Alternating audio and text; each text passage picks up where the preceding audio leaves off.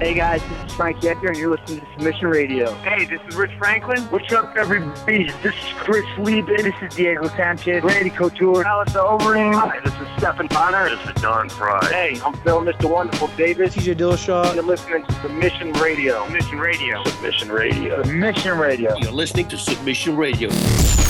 Welcome to a special breakdown episode of Submission Radio UFC 209 breakdown. And you know what? This week, it's a lot of fun for us because we're able to do 2 episodes. This breakdown episode is now coming out. We can talk about what just happened at UFC 209. But before we get into that, before me and Cass go into all of that and also some other stuff, we are very, very lucky and very happy to have a man who's an MMA writer. He's an analyst. He's a podcaster. You've seen him on such things as Severe MMA, Sherdog.com, amongst others. He is someone who we love having on the program. Sean Sheehan, welcome back to Submission Radio. It's a pleasure to have you, man. Thanks for having me on, lads. It's great to be on after a pretty wild night of fights. So. It's a wild week for us all. I mean, the emotions are highs and lows. A glass case of emotion is probably the best way to put it. And for all the listeners out there, we will be going through UFC 209, and then also we'll be talking about our reaction to this GSP Bisping fight being made official, the press conference, and what we think about that and all that other good stuff. So there's some stuff to talk about, and thanks again for joining us once again this week. It's a lot of fun for us to chat to all you guys and be able to break this down. So let's kick it off with the first fight in the prelims that we really want to cover. I mean, this is a big one for a lot of Australian fans as well, and this is the clash between Tyson Pedro and Paul Craig. Casper, I mean, we got a chance to sort of get to know Tyson a little bit at UFC Melbourne. When you saw that he was going up against Paul Craig, a guy who looked like he was destined to sort of represent MMA down there in Scotland and possibly even headline a card after this fight if he was to win. Did you give Tyson much of a chance? You know, I thought Paul Craig was a really dangerous opponent. I thought that with his ground game, his good submissions, and him just generally being a good striker, and then obviously what we saw from Tyson Pedro in his UFC debut against Khalil Roundtree, I thought Tyson might be in a bit of a trouble. So going into this fight, I actually had Paul Craig beating him. Probably, if I had to bet, I would have said potentially by knockout. I think that Tyson Pedro would have sort of been a little bit outmatched on the feet.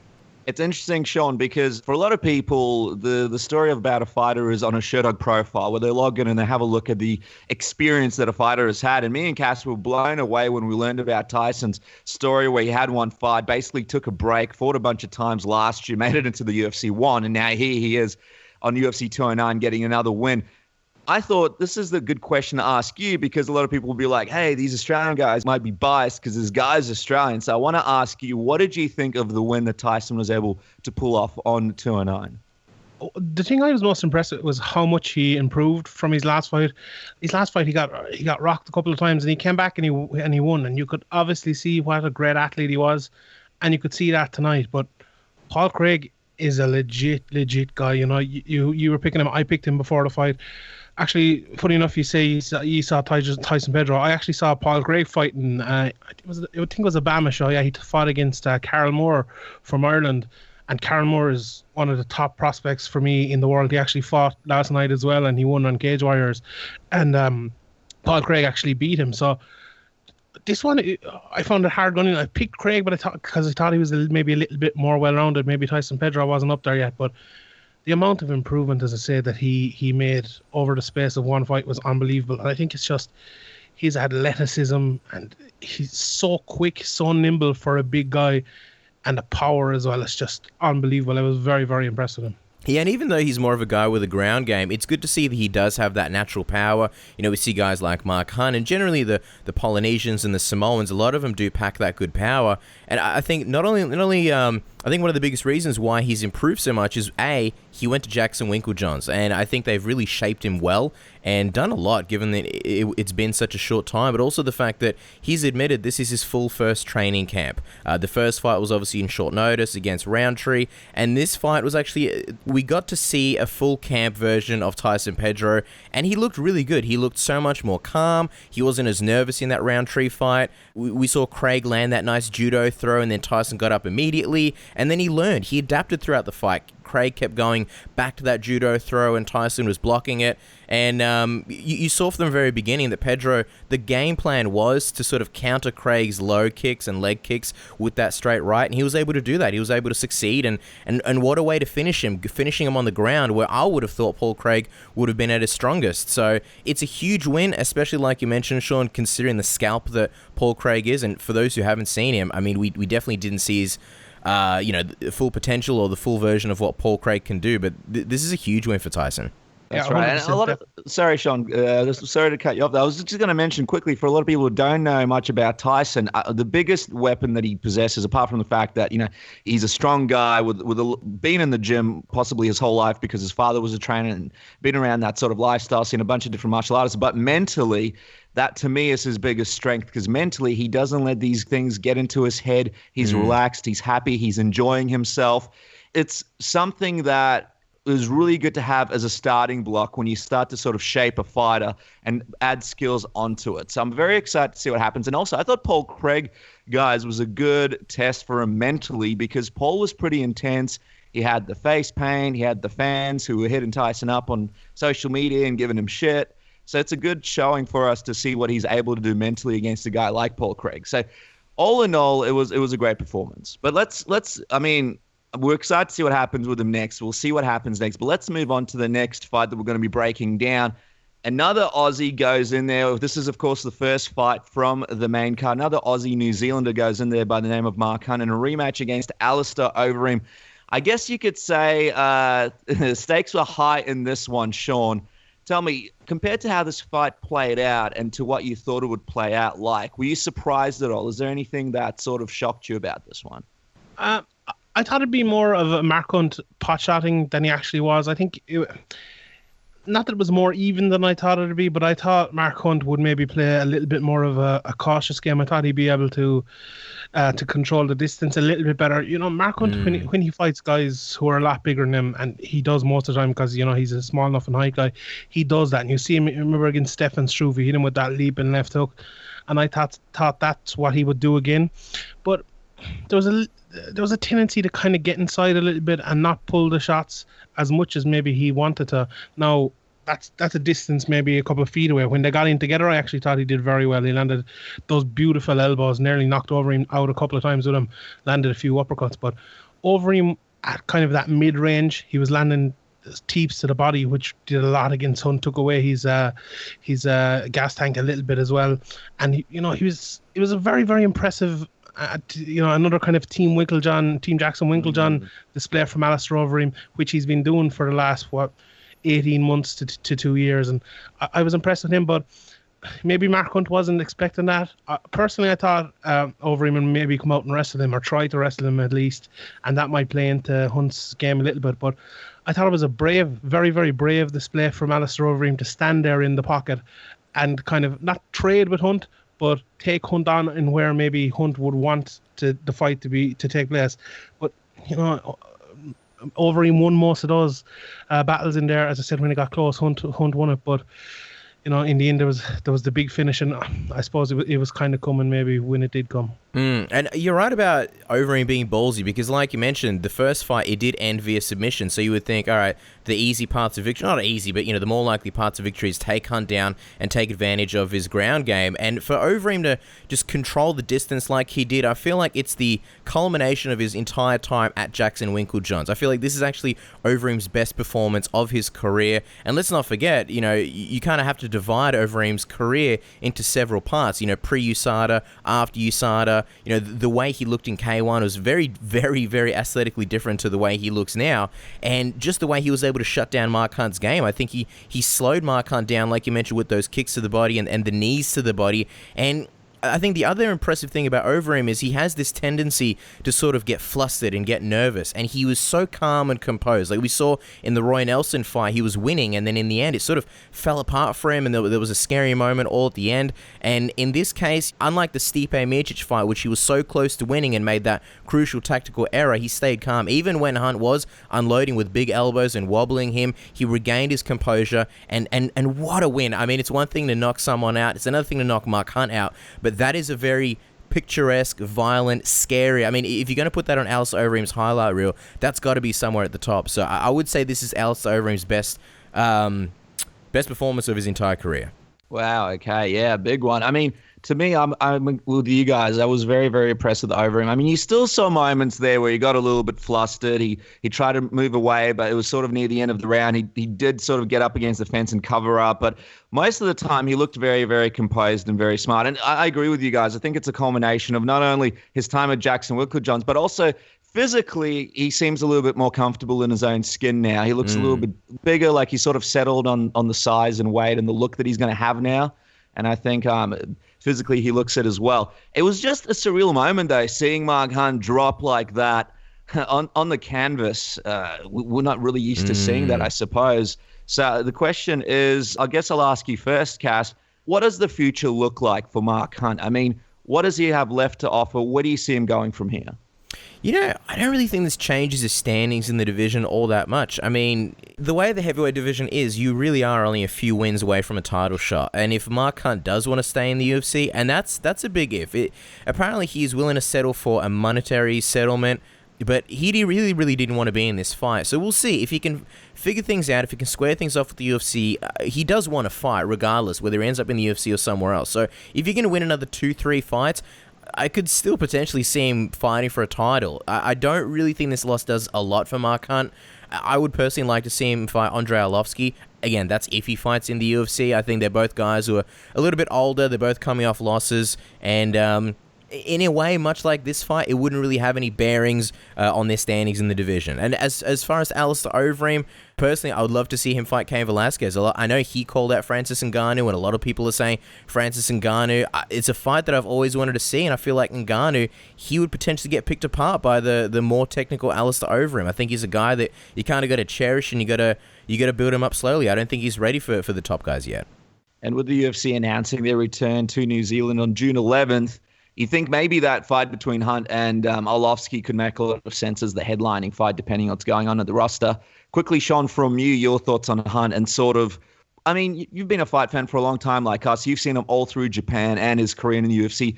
He's 42 years old. Are you sort of hoping he's able to get in that octagon last few times and isn't held up and sort of held away from the octagon because of what's going on with the UFC legally?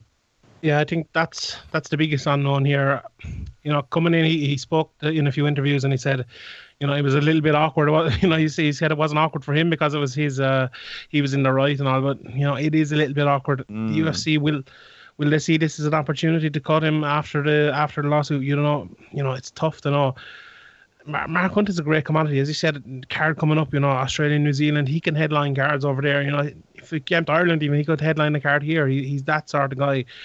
And if you look at his record as well, say he lost to Overeem, and the Lesnar fight was obviously no contest, but his wins against Frank Mir and Antonio Silva before that. So, you know, like his last 4 fights, you know, you think of Mark Hunt, maybe you think he's on a downward spiral a little bit, but he's not really when you look at his record like that. And, okay, tonight wasn't his best night. The Lesnar fight wasn't his best night, but as you said, that Arlovski fight, or even someone like Ben Rothwell, I think that'd be a very, very good fight.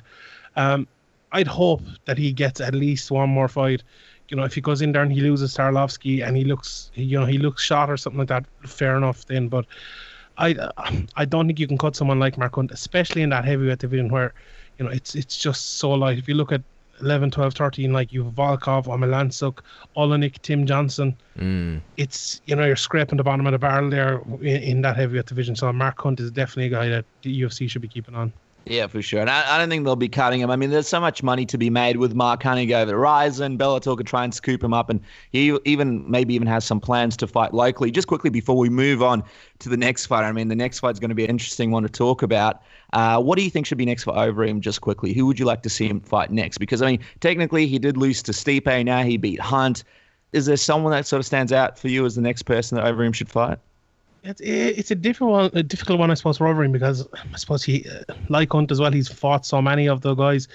There's the Ngannou fight. I think that'd be an unbelievable fight, even if you brought it to Holland or somewhere like that. You know, 2 European guys, that'd be a huge fight there. You have Derek Lewis as well. Cain Velasquez coming back. You know, they haven't fought before. That's another big fight there. You know, Overeem, his record as well, he's only lost to Stipe Miocic in the last 3 years. So there's some good fights there for him. Personally, I wouldn't mind seeing the Cain Velasquez fight because Francis Ngannou, I know people are talking about the Velasquez fight a lot. I definitely wouldn't do that with him. There was rumors of Stefan Struve. I'm not sure about that one, but I think it'd be better than the Velasquez fight. Like, why put probably the best heavyweight you have in the world up against your best prospects? You want to keep that fight for a title fight. So, even Overeem and Ngannou wouldn't be the worst in the world, but I'd kind of keep them apart as well. Yeah, I like the Rottwell Overeem fight. I think that'd be a good one. I like this Velasquez fight that you proposed as well. I think that would be a lot of fun, sort of exciting and new. I think the big thing about the heavyweight division from my perspective is you want to try and make things as exciting as possible because there's so many tired old matchups. I feel like a lot of fans haven't we already seen that? So it'll be exciting and new. I think that's something fun that they could do. But speaking of exciting and new, what about this matchup between Dan Kelly and Rashad Evans? I mean, guys, we're going to have to talk about this in a little bit of detail. Most of Australia is pretty excited right now. And possibly, I mean, you could say this is a movie storytell happening before our eyes. You could make some kind of movie. I don't know who plays Dan Kelly. Tom Cruise, Denzel Washington. I don't know. We'll have to have a think about it. But something could happen here. Everybody was basically saying, who is Dan Kelly? Because unfortunately, Dan has fought primarily locally, not that much internationally. People didn't really even know who he was when this fight was announced. They had to check him out, Wikipedia, see what's going on. And then, of course, most of them went with Rashad Evans. He'd be crazy not to. The guy's a former champion and just an unbelievable fighter. Casper, I mean, we spoke to John Morgan about this on the last episode of Submission Radio, and we said realistically Rashad Evans is probably going to win this fight, but there is a chance here for Dan Kelly. He was able to pull it off. Give me your thoughts on the fight and Dan Kelly's performance. I'm just amazed at how much Dan Kelly has improved over the last few years. When you take into the fact that when he came off of Tough Nations, he wasn't exactly a sought-after prospect. He wasn't a guy that many people, had hopes for. His official UFC debut wasn't a great one. It was one that we heavily criticized. And you got to remember, he came into MMA at a very late stage in life. He already had a career before this, and that was, of course, judo. So for him to take up MMA so late with so many injuries and then suffer the knockout to Sam Alvey and then go on this really late resurgence and actually improve. I mean, it's one thing to go into MMA late and just not have a great career, but it's another thing to go in and actually make massive improvements fight by fight.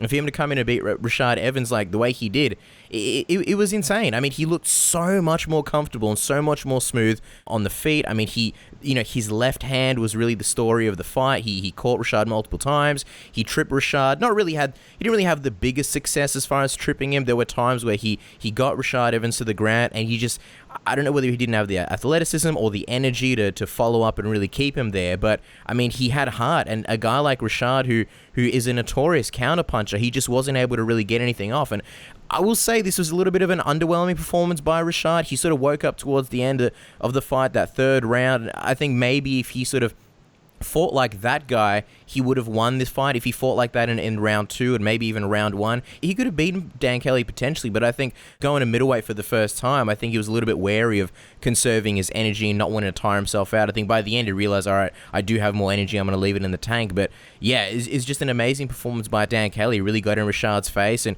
who would have thought that Dan Kelly would be beating Rashad, of all places, on the feet? It's just an amazing win.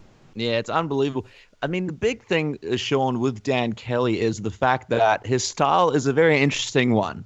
You watch it, you watch the replays, his punches, he twists his fists around, sort of hits you with the back of his palm, the back of his hand. He kind of sticks that jab out there. There's not that much head movement, but it's so unorthodox and a little bit different that I think when a lot of people watch it, they go, yeah, I could easily pick this guy apart. But well, then when you're in the ring with him, you're a little bit like, wait a minute, what do I do here? I'm not used to this. And this guy's sort of doing a lot of stuff that you wouldn't usually do in a sparring session or learn in a boxing gym. I just want to get your evaluation of the skills that Dan Kelly presents and your evaluation of what he was able to do with those skills against Rashad Evans. I actually think he's actually a pretty fundamentally sound fighter. And I see what you're saying about the unorthodox kind of punches and stuff, but if you look, as you said, at his footwork, his head movement, it isn't the best in the world, but it's not bad. His jab is good. His hand fighting tonight was just excellent, and his straight left was brilliant. He reminds me when I was young and playing hurling, there used to be this referee, and you stand in the middle of the pitch and referee the game from there. He doesn't move towards either goal, just stand in the middle of the pitch and ref it from there. That reminds me of Dan Kelly. He kind of stands in the middle of the octagon, and whoever his opponent is, he just kind of circles around them. He stays right within their wheelhouse at all times. He doesn't move that much. He keeps it all simple, and I like that. I really, you have to love his style. I kind of wrote him off coming in here. I thought, as you guys said there, Rashad would be too athletic, too fast, too strong.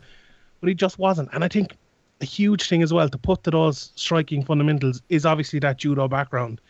When there's almost no chance of the takedown, that's huge for him to be confident in those fundamentals. We see, we'll talk about the main event later, but Wonderboy couldn't use his fundamentals because he was afraid of the takedown. That's what Dan Kelly doesn't have. That's not an issue for him. And as I said again, that hand fighting, I have to mention again, Dominic Cruz mentioned it on the commentary that Rashad Evans hand fighting with John Jones, where remember he landed those short elbows and he was landing his jab all the time.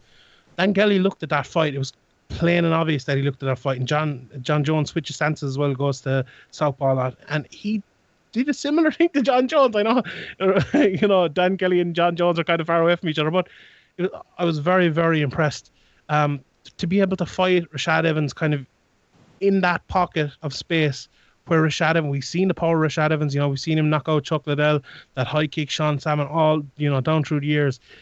To do that, to go toe-to-toe with him, and in my opinion, he won. I know it was still a close fight, Rashad had his moments, but I definitely think Kelly deserved the victory overall.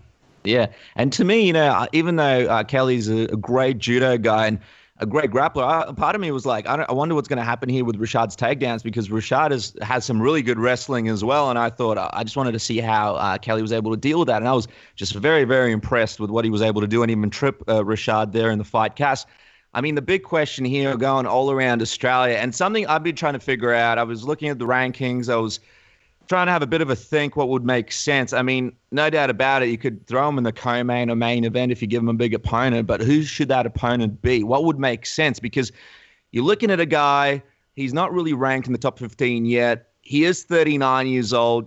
You want something fun for him. You don't just want to throw him to the wolves, and you sort of want to give him a matchup that would make fans excited down here. Is there anybody at all sort of in your head right now that matches that criteria? Well, I mean, he said that he wants a ranked opponent, and some people are throwing out, crazy names. Sean, your tweet blew up. Obviously, you said, fuck it, give him Anderson Silva. And I mean, let's be honest, I wouldn't want to do that to Anderson because I like Anderson. All right? I wouldn't want to put him through, fighting, a guy like Dan Kelly. I mean, Anderson Silva's gone through enough. The leg break, the knockouts, Chris Weidman.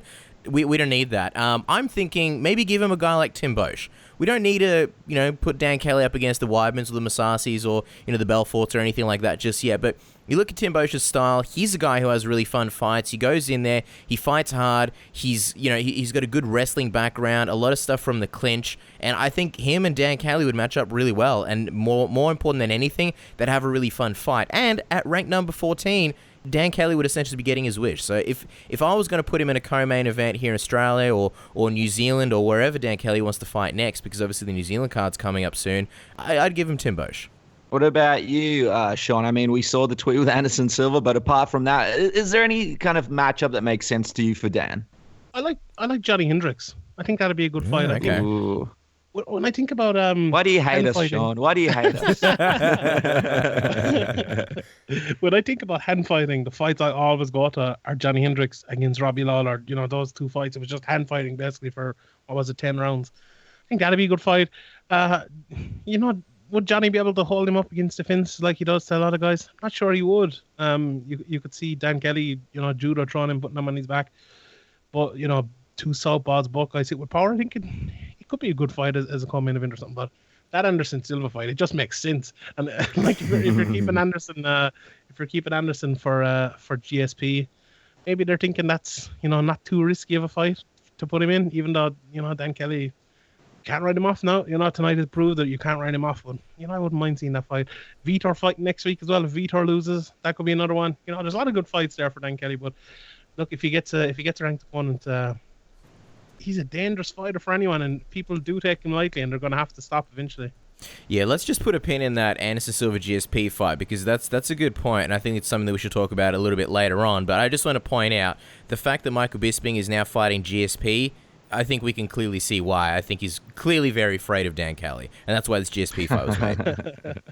Man, that's hilarious. And just quickly, Sean, I really like your point about Vitor Belfort. I was actually going to mention that, and when you said it, I was like, damn you, Sean, with your awesome analysis and ideas. But yeah, if Vitor Belfort fights next weekend against Gastelum and loses, then I could see like a Vitor Belfort-Dan Kelly fight. I actually think that might be a fun one to keep the legend tour going. Take out all the legends. He's the legend killer. All right, that's Dan Kelly. That's his new nickname. I'm going to text him that later. And the new Randy Orton. So, the new Randy Orton. That's right. And we want to see RKOs as well in the octagon.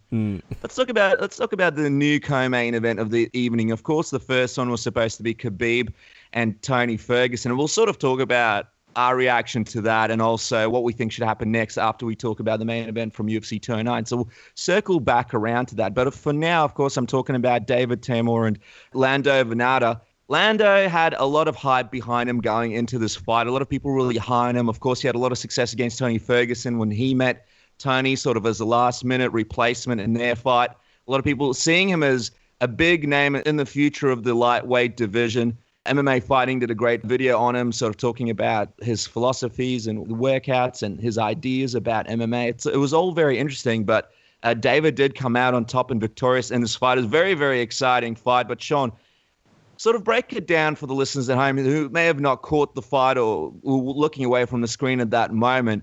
What did you think of both men's performances, and what did you think of David's ability to sort of pull this one out?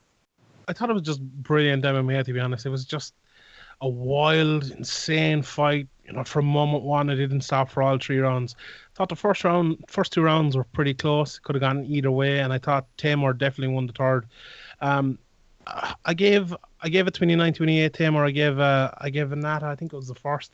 But it was, it was kind of an unexpected fight where we know what Vannata has and we kind of know what Teymur has as well. But I don't think we understood how tough maybe Teymur was coming into it. He stood there in the pocket and he traded Vannata, when Vannata was throwing the spinning back elbows, spinning wheel kicks, cartwheel kicks. Teymur met fire with fire and he was thrown back. He hit him to the body, hit him with one beautiful Superman punch that rocked him, could have knocked him out. Vannata's chin is unbelievable. Teymur's chin is unbelievable. But there was that sense kind of going through the fight from maybe the midpoint of the second round that Vannata kind of had thrown everything that he could throw. And Teymur was kind of taking over a little bit and landing the cleaner shots and maybe sticking to his game a little bit more, and Vannata was kind of looking for the knockout or looking for something special, and it just wasn't coming for him. I think if it was to come, it would have come like in the first 10 minutes or so of the fight. But I don't think anyone expected Teymur to do what he did, to stay in there for so long and to take all the shots that he did. But it was kind of, it was the night of the underdog, and he came through and won it. But if you haven't seen the fight, definitely go back and watch it. It was an absolutely fascinating stand-up fight, just brilliant. But just one last thing as well. I think Patrick Wyman mentioned it as well, and I think a lot of people look at Lando Vannata and say, maybe a little bit like Cowboy Cerrone as well, you have that wrestling, you have that jiu-jitsu. Why don't you use it in a fight like this? That can be the X factor, and Cowboy started to do it a little bit in the last maybe year or so. If Vannata had done that tonight, I think he got 1 takedown, and Teymur actually got 1 back as well. But if Vannata had got 2, 3, 4 takedowns or gone for him or pushed him against the fence, he could have won that fight. I know it was 30-27 on all 3 cards, but that was a close fight. And I think maybe a little adjustment there and a little bit better fight IQ, and Lando still is a very, very good prospect. We're in an interesting situation here now as well, because I think a lot of people are high still on Vannata. They're still excited to see what happens next. But Teymur now sort of has a lot more fans. I think he won a lot of people over. He was in a pivotal position on the card in the co-main event spot. And now the UFC sort of have him as a potential future star in the division as well, if they book him correctly, because so many people are excited to see what's next for him as well. So, Casper, I know you're great at matchups and coming up what's next for fighters. I mean, do you have any matchups for any of these guys for what's next? Look, I'm convinced that Lando is the Terminator, so he needs to go back to the Terminator factory for maintenance and a service. That's as far as I've gotten with him. I can see him getting an unranked opponent and probably co-main eventing like a Fox card. Maybe not a big Fox card, but like an FS1 card or even a Fight Pass card. I think with Teymur, I think Dustin Poirier would be a really fun fight. Everybody's really high on Teymur after this amazing performance, and Poirier's doing really well at lightweight. He's sort of in this stage of resetting a little bit. We're not really sure what the future is for him, and just stylistically, I think that would be a really, really fun fight. And just to sort of add to what Sean was saying about Lando, like, I absolutely love this fight and enjoyed the hell out of it, but I think the thing with Lando is he won a lot of fans with his style tonight and just going in there and seeing how tough he is and just taking the punishment. But I think it's one of those things where as much as I enjoyed it, enough's enough. I don't think he needs to keep doing these kinds of fights. We've spoken about this recently. It's kind of been the theme of the last few shows, and that's career longevity. It's great to put out and come out and have a fight like this and get a lot of eyes on you. But now that you've gotten them, he should start concerning himself with career longevity, and it sort of speaks perfectly to the point about what you said, Sean, about using his wrestling more, improving that fight IQ, maybe just using his grappling and his ground game in general, because I think now that everybody knows him, he just needs to be a little bit more careful, because he's a young guy, and if he keeps doing this, then eventually one of his biggest assets, which is his toughness, it's not going to be there anymore. Yeah, that's right. And we've seen so many guys sort of play off the fact that they're having exciting fights, but then ending up with 3 or 4 losing streaks in a row, and then just ending up in a position where they're fighting for their jobs. So it's one of those things where you just got to be smart about it. But yeah, very exciting. I'd love to see that fight. Very nice matchup there, Cass. The UFC's looking for a person, someone put together fights. I think your name must be in the hat, and maybe even Sean's after he suggested that Dan Kelly Anderson Silva fight. But I've got a good one for Teymur. Do you want to hear it? Yeah, for sure. I'm kidding. Throw it in. Here it goes. Mickey Gall, David Teymur. Ooh. Got 2 guys. People are pretty excited about Gall and Teymur. I see that as a potentially good fight. The only thing I would say there, Sean, is do you think he's sort of putting 2 guys with a bit of momentum up against each other? Do you want to keep them separated for a little bit, sort of keep a couple of aces in your back pocket just in case everything goes to shit in the division, you have no one left? I think lightweight is okay. I think there'll be plenty there. Like, I'm of the mind that when guys are kind of still prospects and coming up, it's okay to do it then, because they have plenty of time to build themselves back up. Look, win or lose, it's going to take them a few fights to get to the top. But when they're maybe top 5, top 7 around there, or maybe not top 7, but like top, going like Damian Maia or say Wonderboy before tonight and stuff like that, I don't think there's any point in giving those big hard fights. I think it's better to kind of prime them one by one to get to the title. But when you're down there, when you're still not ranked, I think, let them fight it out and let them see, who the first one is to get ranked, and the other one can make it back. Then I like that fight. I think it'll be good. Definitely something exciting for the fans. Exciting to see what happens next, and it's just nice to see some new faces, some new talent in the UFC. I mean, lightweight is a great division, but we've seen other divisions getting older and older, so it's nice to see that potentially there could be a couple of new stars on our hands. Let's talk about the main event, though. Tyron Woodley versus Stephen Thompson. They ran it back from their first fight, UFC 205. Sean, you mentioned how this fight was a little bit different, and, people were a little bit shocked about how it played out. For those people, can you sort of explain your theories as to why we saw such a different fight in this rematch? Yeah, it really was just a horrendous fight.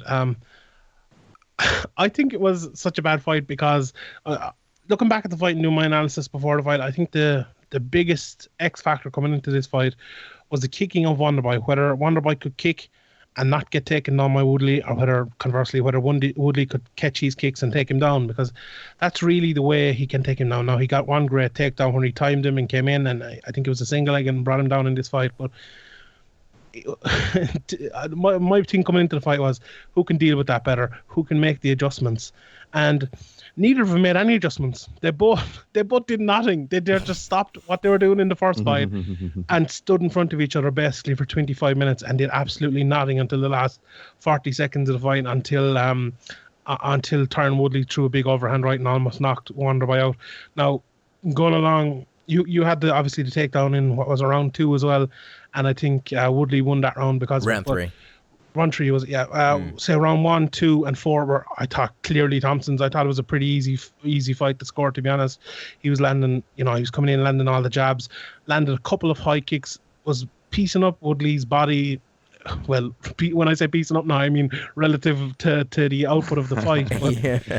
it was basically there was like 10, 15 strikes landed around, something like that, for all 5 rounds. They were all similar until, obviously apart from the takedown, and until the last 40 seconds of the fight. But real stinker of a fight, and one that you're kind of glad it wasn't a draw, that we'd have to see it again, But I didn't hate the fight, to be honest. Like, obviously, I understand all your points. I didn't hate it. I think for me, sometimes when there's a fight of this magnitude and there's so much anticipation and there's so much tension, you're just waiting for either guy to do something, that can be exciting in on itself. And a lot of the times while the crowd is booing, even I was able to ignore that. But I think what was frustrating is that both guys were just waiting to counter each other.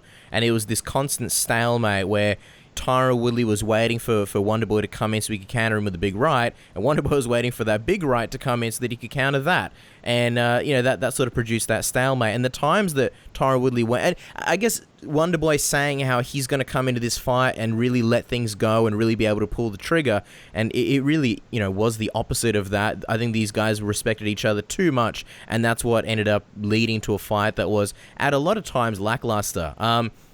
I guess the big question now is what do we think of this decision of the actual fight? What do you think, Dennis? To me, at the end of the day, I sort of agree with Woodley winning. A lot of people said it was a draw. A lot of people felt like it was a draw, and you can definitely sort of debate it and also make the case for that as well. Overall in the fight, when I look at what's happened and what was the damage that was done, I think Woodley being able to do that to Wonderboy was definitely an impressive thing. And to me, he was the winner, just barely. But if someone makes a case for a draw and breaks it down, I mean, I could agree with it as well. I think, to me, the thing that I was surprised about is, okay, Wonderboy is there and he is a lot more cautious. That makes sense to me because the first fight, all that other stuff happened. But with Woodley, if I was Woodley and I went in there and I had some of the success that I had in the first fight, I thought in the second fight I'd be going in there with confidence and sort of continuing on some of the stuff that was successful for me. So I didn't understand why he was so hesitant in this fight. I'm not sure exactly what happened there mentally. But yeah, to me, look, I was happy with the decision of Woodley winning it, but I got to agree with you, Sean. I really didn't enjoy this fight very much. I watched it out in the bar. I like to go out to the bar and watch the fights from time to time because I like to see what the people are saying. And man, a lot of people really hated this fight in the bar and walked out. And it's not a great look because the last pay-per-view the UFC had, of course, had its issues as well. And people weren't very happy about that. Dana White basically didn't love it at all. And it's just kind of two average endings to UFC pay-per-views back to back. But yeah, to me, I was happy with the Woodley thing. But yeah, if someone makes a case for a draw, I mean, I'm open to it as well. It was it was definitely one of those situations where you don't want to see him run it back one more time. But Sean, people are wondering what the future of the welterweight division holds now. I mean, we know GSP is back, but he's fighting Bisping in the middleweight for the middleweight title, something we're going to discuss in a moment. Damian Maia's fighting Jorge Masvidal. What do you do with Tyron Woodley next? I honestly have no idea.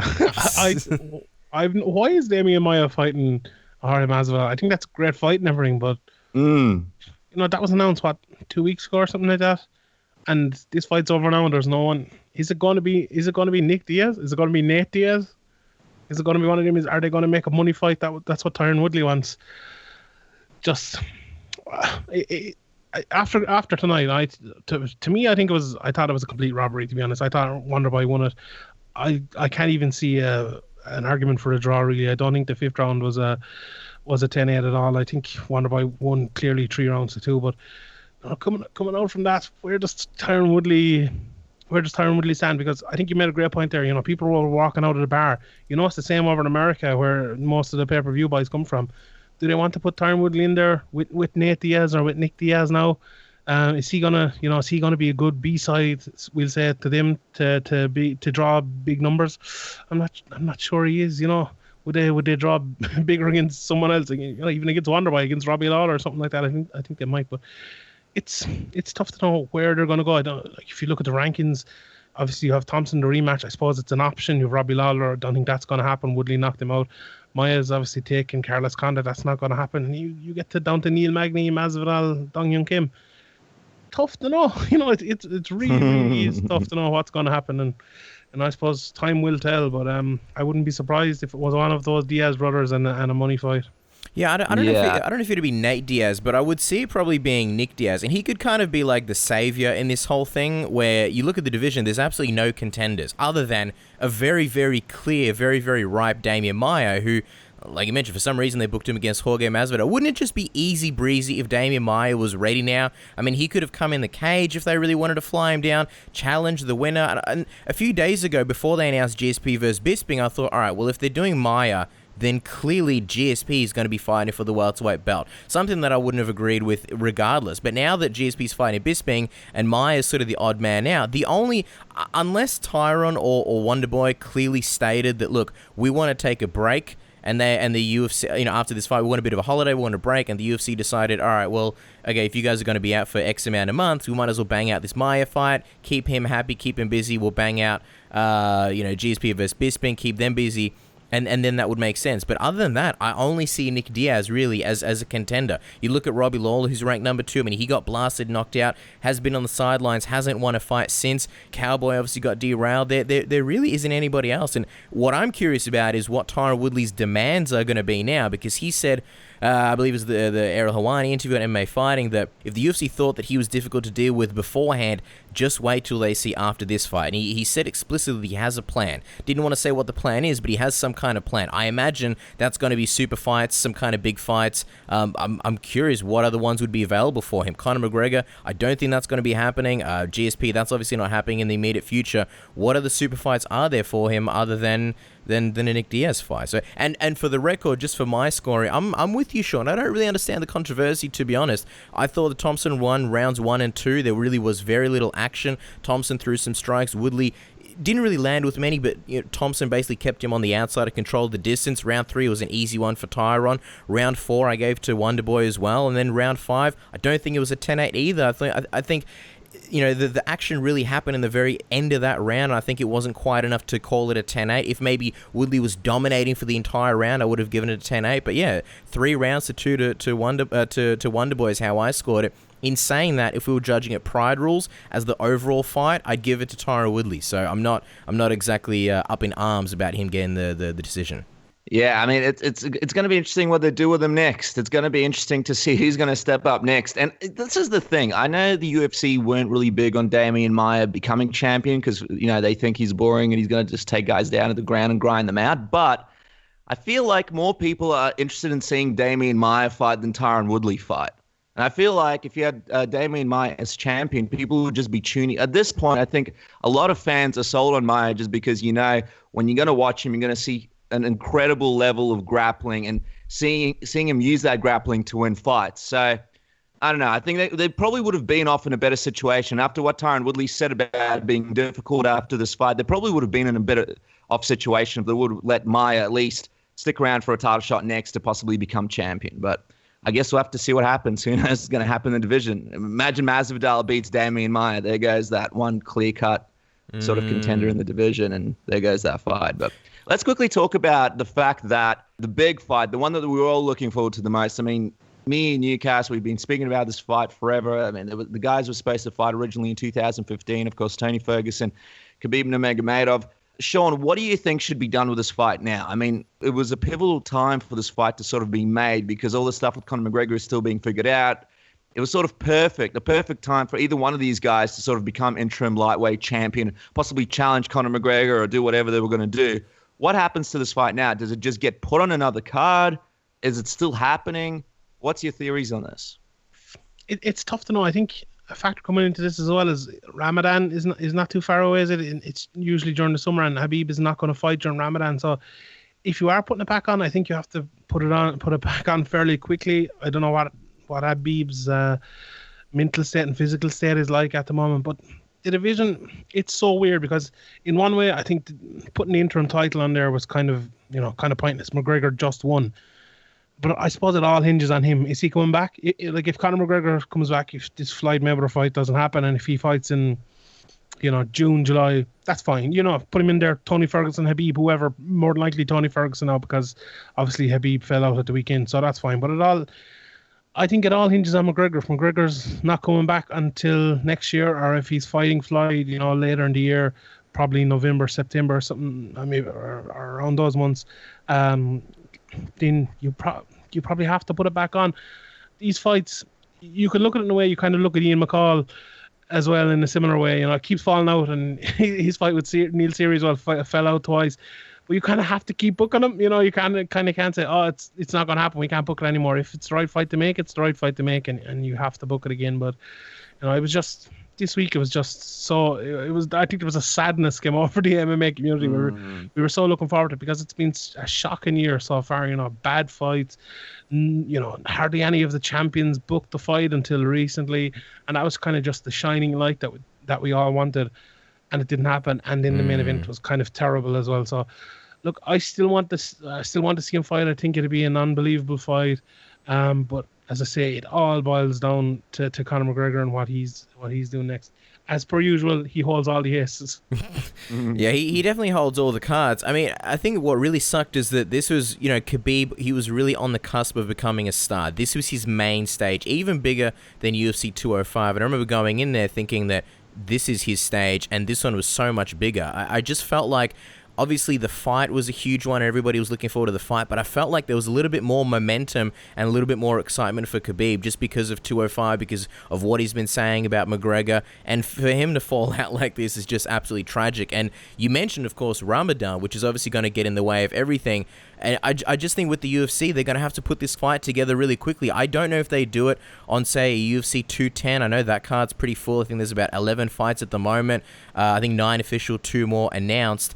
And if they're going to do it, they have to do it quickly. And I think the other option that people are talking about is maybe bringing in a Nate Diaz. I just don't think that Nate Diaz is going to want to fight a guy like Tony Ferguson or Khabib. There was obviously the reports, or Khabib said it himself at 205, that Nate Diaz turned him down 3 times. I think that the Nate Diaz-Tony Ferguson fight will be a really exciting fight, but I just don't think Nate Diaz wants to come back and fight contenders if he can fight big money fights or potentially fight for the title. And I think that at some point Nate Diaz will come back and probably fight Conor McGregor. So I don't see him taking on any of those guys. And if that's the case, then what do you really do? Why shuffle the deck? Why split up Khabib and Tony when this is clearly the fight to make? So like you mentioned, it's either going to happen really quickly or we're going to be waiting quite a while for this fight. Yeah, I mean, either it happens UFC 210, like you mentioned, Cass, which, the card is full, but I think they'd excuse this fight being on there because it would actually sell a lot more pay-per-view buys. It's not a terrible card, but I think people would be very, very excited about it. Or maybe they even push it all the way back down, depending on what happens to Conor McGregor for International Fight Week. But I still want to see this fight made. Let's give it one more go. Everybody has to stay healthy. I'm looking at you, Khabib. Everything has to be good, a.k.a. everybody be good, and let's get through this. And, everybody needs to make weight as well. But shocking situation for everybody involved. Hopefully Khabib feels better. You got to feel for Tony Ferguson, who trained like a mad dog for this fight and sort of didn't really come out with anything from it. But, yeah, heartbroken. Hopefully it happens soon, and the UFC is able to figure this out. Let's talk about a shining moment in what was a bit of a bummer of a week when we found out this fight wasn't happening, and that is, of course, the Bisping GSP fight. They had a press conference, which Bisping was a little bit late to. It seemed like he had a couple of drinky winkies before he came, and he brought his usual Bisping banter to the press conference. Casper, your thoughts of the back and forth from the press conference? Some people are excited about this. Some people really enjoyed it. Oh, I enjoy the hell out of it. It's a great way to introduce GSP back into it. I love the fact that Michael Bisping not only came late, but was zero apologetic. And then halfway through GSP answering his question in a way that only GSP can, very cordially, very well-mannered in a suit, Bisping comes in and just says, "Nobody gives a fuck what you have to say, George," or something along those lines. But it was basically to the effect of, "Nobody gives a fuck what you have to say." So I loved it. And then the fireworks started from there. My biggest takeaway from this press conference, though, was more about GSP and sort of what he said about how he has plans, and obviously he didn't want to divulge them, but just the way he talked about what's next and what he's back for. I kind of get this feeling that I know a lot of people are worried that if he does beat Michael Bisping, and I think there is a potential chance of him doing that he'll be the middleweight champion, and we don't really want to see him up against guys like, say, Luke Rockhold or Weidman, etc., because they're so much bigger, and he stands to potentially lose to those guys. I feel like he's not interested in the immediate future in holding belts. I think if he does win the middleweight belt, I think he'll drop it immediately. And I think his goal here is basically super fights. I think he enjoys not being a champion and not having this gauntlet of contenders, these hungry guys constantly trying to fight him, and him having the pressure of, mounting this massive defense record and constantly having someone on his back. I think he likes having this freedom of just being able to fight whoever he wants, whenever he wants. If he wants to take a break and not hold up a division, he can do that. If he wants to jump up 3 weight classes, he can do that. He can basically do whatever he wants. So I think he'll fight Bisping. Regardless, he'll leave the middleweight division. I think an ideal fight next would potentially be Conor McGregor, if he's available. And then I think ideally, if he's already... and if he fights McGregor, it'll be for the lightweight belt. So let's say he wins the middleweight belt. Let's say he fights McGregor and beats him, gets the lightweight belt, and then I think his end goal would be to retire as welterweight champion. And I think that the fact that Tyron Woodley is no longer Tyron Woodley is the champion and not Wonderboy, it increases his chances, because I don't think he'd want to fight his friend Wonderboy for the welterweight belt and sort of halt his progression. So I think if he can win those belts and then retire again as the welterweight champion, he would cement his legacy as the greatest of all time. So that's my Nostradamus prediction for what GSP's plan is. I mean, look, if that happens, that would be great. I'd be really excited to see it. Before I jump to you, Sean, and sort of get your thoughts on it, I just don't want to be the bad guy here. But to me, I'm not a really big fan of this Michael Bisping GSP fight because first and foremost, I think there's enough going on in the middleweight division. I was actually looking forward to this Michael Bisping-Yoel Romero fight, and I was excited to get a bit of movement in the division. Like you, Casper, like you mentioned, I didn't really want to see him hold on to the middleweight belt and defend it, but according to your plan, I think that would work well. To me, I don't know.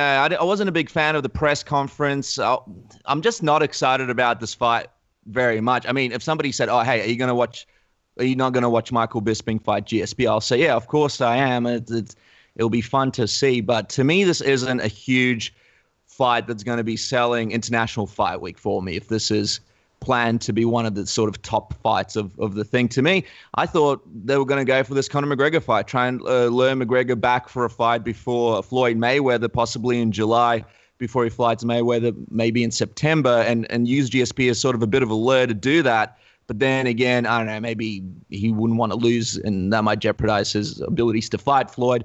I don't know, but yeah, to me, I'm just not a big fan of this fight. To me, it's just a little bit lazy, the matchmaking. And people can make different sort of cases in the middleweight division, but we're just coming off Dan Henderson fighting Michael Bisping for the middleweight title.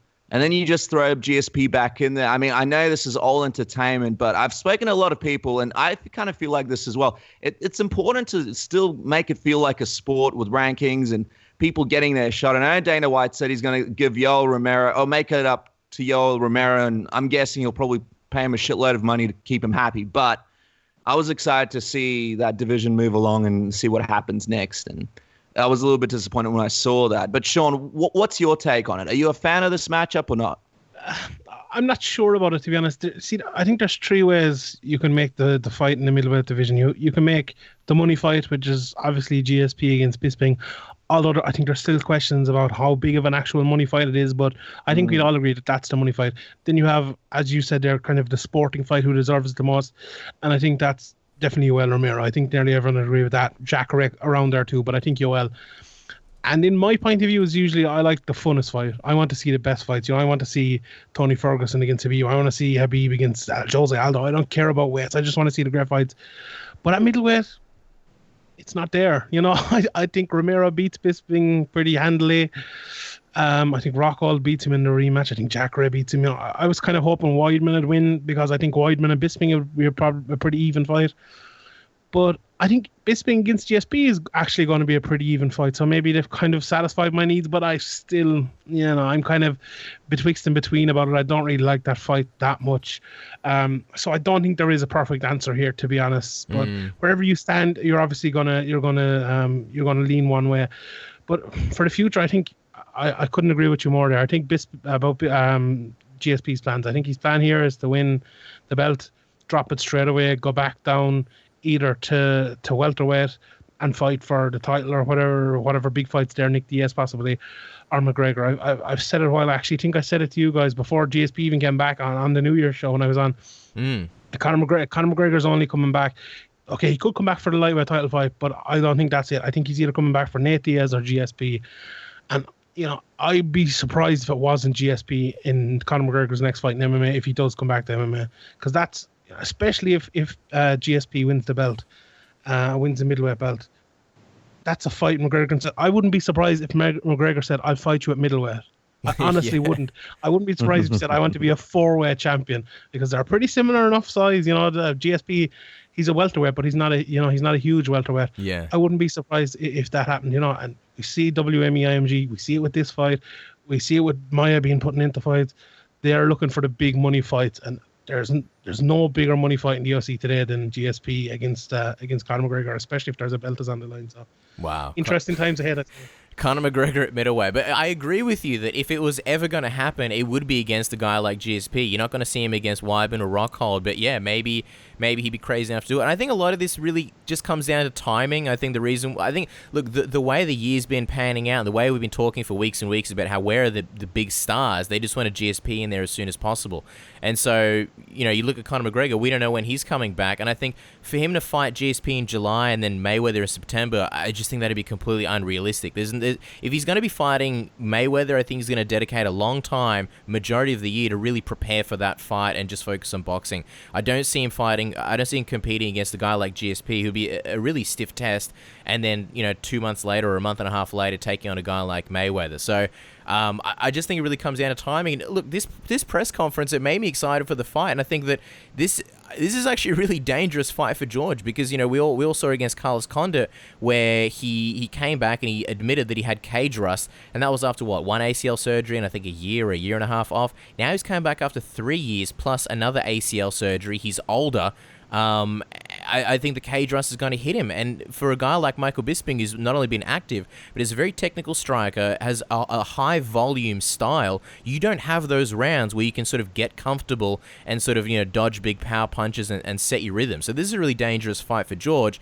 At the same time, Chael Sonnen has admitted that George once broke him in training, and Chael obviously beat Michael Bisping, so that sort of says something. And the other thing is, even if George loses, I feel like this is kind of a blank slate for him. If he wins, he's a hero. If he loses, it's like, well, I mean, he lost in the weight class above to the current champion. So how much steam does he really lose, losing to a guy in a weight class that he's never fought at? So I kind of think this is almost like a free pass for George to fight at middleweight. And then all the other fights, like let's say they did McGregor now, and then he lost at lightweight. Does that sort of hinder his chances at welterweight? And if they put him at welterweight immediately, I would disagree with it. I think that if you're going to go for the welterweight belt, your original belt, you would need a warm-up fight. So I think in a lot of ways, I'm kind of excited for this fight. Well, there you go, guys. I mean, a lot of question marks to be answered in the near future, but at least something to look forward to in July. I may not be a fan of it, but at least GSP is back, and Michael Bisping will be fighting him possibly for that International Fight Week. Before we wrap up, Sean, any other sort of takeaways from this event? Anything else you sort of want to mention before we finish this thing off? I suppose you have to mention Darren Elkins coming back against Mirsad Bektic. I can't go.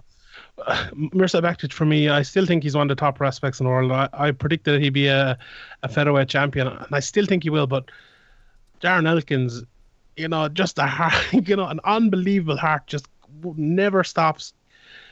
Got absolutely destroyed for 2 rounds by Bektic and came back and knocked him out with a shots against the fence and a head kick. Then brilliant Yuri Alcantara as well with an unbelievable submission on Luke Sanders after losing the first 2 rounds. You have to mention the two of them. So I was very, very impressed with him, especially Elkins. A guy that maybe he's taken a lot of stick and not the most talented guy in the world, but has worked really, really hard. A little bit maybe like Dan Kelly even, not the most physically, assuming guy ever, but comes out there as tough as nails and took Mirsad Bektic, and he just, he beat him. He didn't just beat him in the fight, he beat him, he beat him down in the end and took that fight away from him. So very impressed. Yeah, so some highlights there. So if you guys haven't checked it out, definitely jump on the prelims and the early prelims and check out some of that action. Check out the Tyson Pedro fight. You guys won't regret it. That was a great fight against Paul Craig. But with that is the end of our breakdown episode. A big thanks to Sean Sheehan. You guys can follow him on Twitter at Sean Sheehan BA. Of course, Severe MMA. So the Severe MMA podcast is a great one. There's a lot of great stuff on the Severe MMA website. And of course, Sean does a lot of great articles now on Sherdog, which is, I know for everybody as fans of MMA, that's a huge, huge deal. So congratulations on that, Sean. We love reading all your articles. And a big thank you for coming onto the program. Me and Casper will be back at our usual time of Wednesdays in America, Thursdays in Australia with another episode next week. So stay tuned for that. And with that, have a great end to your weekend, a start to your week if you're listening to Australia, and we'll catch you later on this week.